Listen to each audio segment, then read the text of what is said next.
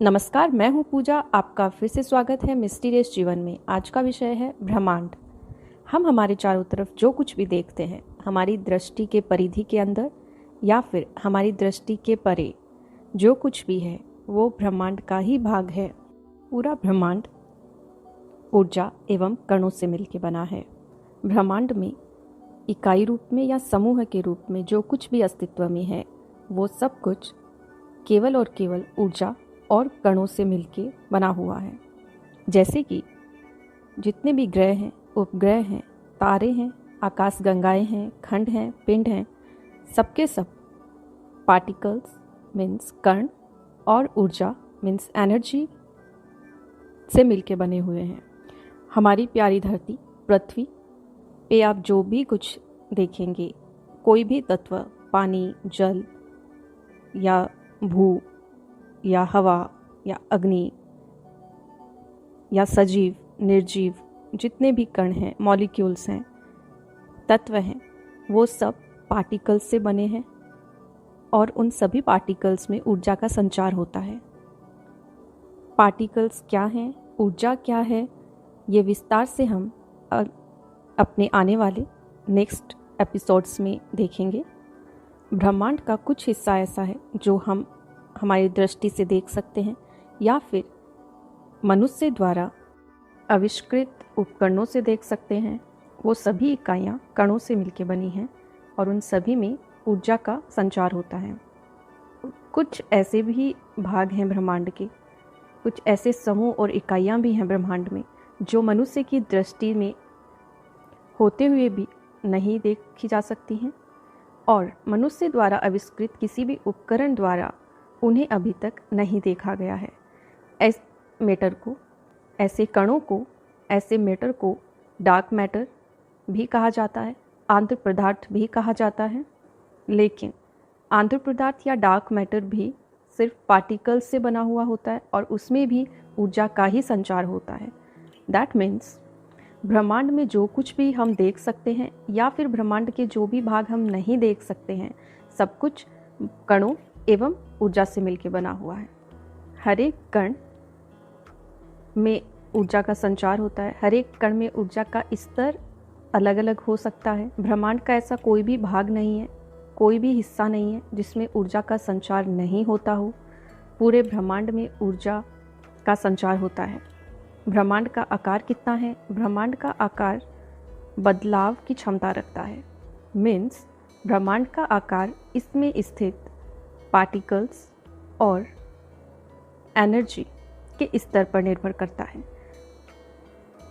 ब्रह्मांड में जो कण हैं उनकी प्रकृति, उनका व्यवहार, उनमें ऊर्जा का स्तर ये निश्चित करता है कि ब्रह्मांड का आकार कम हो रहा है या ज़्यादा हो रहा है। ये अपने आप में बदलाव की क्षमता रखता है और इस बढ़ते और घटते आकार की क्षमता के अनुसार ही ब्रह्मांड की सीमा तय होती है। ब्रह्मांड का तापमान, दबाव एवं घनत्व भी ब्रह्मांड में उपस्थित जितने भी कण हैं उनका व्यवहार और उन कणों की प्रकृति और उनमें जो ऊर्जा का संचार हो रहा है उसके स्तर के ऊपर निर्भर करता है।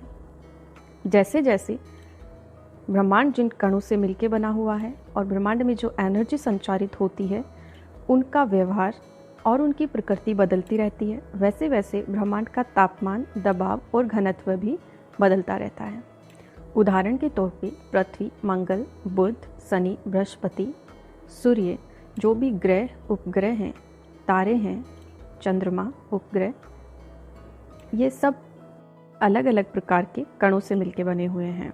इन सभी कणों की प्रकृति अलग होती है और इन कणों का एक्शन और रिएक्शन भी इनके प्रकृति के आधार पे इनका व्यवहार तय करता है। जितने भी ग्रह, उपग्रह, तारे हैं उनमें जो कण हैं, जिन कणों से वो मिलके बने हुए हैं, उन कणों में जो ऊर्जा है उसके आधार पे हर ग्रह, उपग्रह और तारों की प्रकृति तय होती है। सूर्य तारा है जो कि ऊर्जा का स्रोत है, वैसे ही मंगल, पृथ्वी, तारे क्यों नहीं हैं, वो ऊर्जा का स्रोत क्यों नहीं है। ये अंतर, ये डिफरेंस सिर्फ इसलिए आता है क्योंकि सूर्य जिन पार्टिकल्स से मिलकर बना हुआ है, सूर्य के जिन पार्टिकल्स का जो व्यवहार और प्रकृति है वो पृथ्वी, मंगल, बुध जो ग्रह हैं, वो जिस पार्टिकल्स, जिन कणों से मिलके बने हुए हैं, उन कणों का व्यवहार और प्रकृति और उनमें ऊर्जा का संचार सूर्य के कण और उनकी प्रकृति और उनकी ऊर्जा से अलग हैं। इसीलिए सभी ग्रह एक जैसा व्यवहार नहीं करते हैं, सभी तारे एक जैसा व्यवहार नहीं करते हैं, सभी तारों की ऊर्जा का स्तर कभी एक जैसा नहीं होता है, क्योंकि वो अलग अलग प्रकार के कणों से मिलके बने हैं और उन कणों का तापमान, घनत्व और उनकी प्रकृति भी अलग अलग होती है। और इसी से उन ग्रहों का, उपग्रहों का और तारों का, आकाशगंगाओं का और पूरे ब्रह्मांड का व्यवहार तय होता है, उनकी प्रकृति तय होती है। हमारे ब्रह्मांड की ही तरह अनेक ब्रह्मांड अस्तित्व में हैं। हमारे ही ब्रह्मांड की तरह और भी ब्रह्मांड भी अस्तित्व में हैं, एग्जिस्ट करते हैं। वो किस चीज़ से बने हुए हैं, उनका आकार कितना है, उनकी सीमाएं क्या हैं, वो कैसे व्यवहार करते हैं, ये अभी मनुष्य की दृष्टि से और सोच से प्रायोगिक तौर पे प्रामाणिकता के आधार पर तय नहीं किया गया है और ना ही इसका कोई अनुमान लगाया गया है। क्या हम उन ब्रह्मांडों को देख सकते हैं? इस चीज़ को कल्पना करना ठीक वैसे ही होगा जैसे मनुष्य के अंदर, किसी अंग के अंदर कोई कोशिका, जिसका काम मनुष्य के अंदर खून का प्योरिफिकेशन करना हो या फिर कुछ और कार्य हो, और वो कोशिका अपने पूरे जीवन में मनुष्य के शरीर के अंदर के किसी अंग के अंदर अपना पूरा जीवन समाप्त कर लेती है। वो कोशिका कभी भी ये चीज़ नहीं देख पाएगी कि उस शरीर के अंदर के जिस अंग के अंदर वो कोशिका स्थित है, उस अंग के बाहर क्या हो रहा है। और इन एनी केस अगर उस कोशिका ने ये तय कर भी लिया कि उस अंग के बाहर क्या घटित होता है, तो मनुष्य के उस बॉडी, उस शरीर के बाहर क्या घटित हो रहा है, मनुष्य के बाहर के वो पेड़ पौधे, जीव जंतु, पर्वत, समुद्र, वो कोशिका नहीं, कभी कल्पना भी नहीं कर सकती उन दृश्यों की। लेकिन इसका ये कभी भी मतलब नहीं होता है कि वो जीव जंतु, पेड़ पौधे, पर्वत, समुद्र एग्जिस्ट ही नहीं करते हैं। हाँ, ये हो सकता है कि मनुष्य के शरीर के अंग के भीतर वो जो सूक्ष्म कोशिका है, उसकी जो कैपेबिलिटीज़, एबिलिटीज़, क्षमताएं हैं, उसके आकार के अनुसार, उसके कार्य के अनुसार, वो सब देख पाना बाहर उस शरीर से, उसकी क्षमताओं से परे है। उस कोशिका की क्षमता से परे अगर कुछ है और वो उस चीज़ों को देख नहीं सकती है, कल्पना नहीं कर सकती है, ये तय नहीं करता है कि वो चीज़ें एग्जिस्ट नहीं करती, तो ये ठीक वैसे ही है। मनुष्य की जो क्षमताएं हैं उसके अनुसार वर्तमान में जो मनुष्य अपनी क्षमताओं के बारे में जान पाया है, मनुष्य अपने दिमाग की शक्तियों के बारे में जान पाया है, वो सिर्फ 1% से भी बहुत कम है।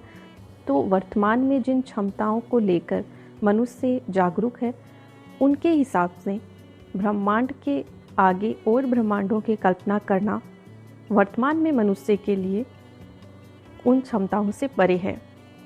आज के एपिसोड का सार यही है कि ब्रह्मांड में जितने भी सजीव, निर्जीव और जो कुछ भी स्थित है, वो कणों एवं ऊर्जा से मिलकर बना हुआ है। कणों के अंदर ऊर्जा का रूप और स्तर अलग अलग हो सकता है। ग्रह, उपग्रह, पृथ्वी, चंद्रमा, सूर्य क्या हैं, कैसे काम करते हैं, ऊर्जा क्या है, कण क्या हैं, कितने प्रकार के होते हैं, कैसे इनमें ऊर्जा का संचार होता है, ये हम विस्तार से प्रस्तुत करेंगे अपने आने वाले एपिसोड्स में। देखते रहिए मिस्टीरियस जीवन। God bless you all. Take care of your mind, body and energy levels. धन्यवाद।